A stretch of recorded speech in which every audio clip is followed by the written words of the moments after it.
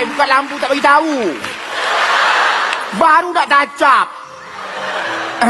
Nama I Nazmidah.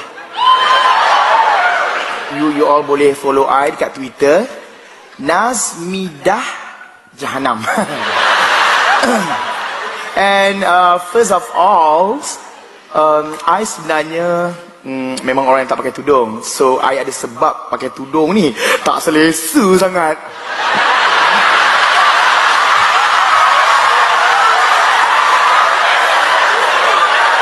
Tak biasa pakai tudung. I pakai tudung ni ada sebab. Nak cerita sikit, I ada seorang boyfriend daripada Indonesia. Kaya bapa engkau. Nama dia Nazmi Martopo Kardijo Walakasundra. Nama dia, tapi I panggil dia Nazmi je. Macam mana I kenal dia? I kenal dia dekat sebuah kelab. Coy mulut kelab malam. I kenal dia dekat kelab Darul Ihsan. Kelab siang lah. Kan? I ingat lupa masa tu. Oh yeah.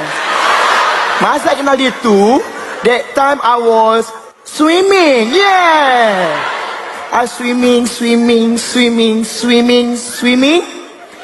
Sampai dekat batu tu, I pusing kerbuk, I tendang.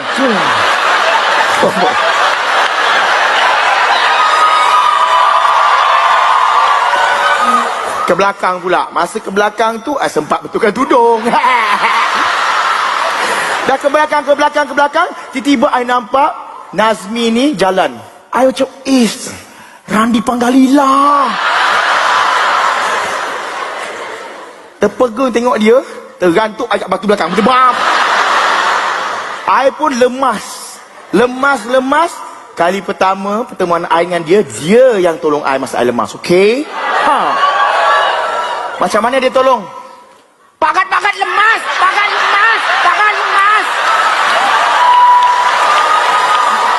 Itulah kali pertama pertemuan I dengan dia. Yang seorang lagi ni pula,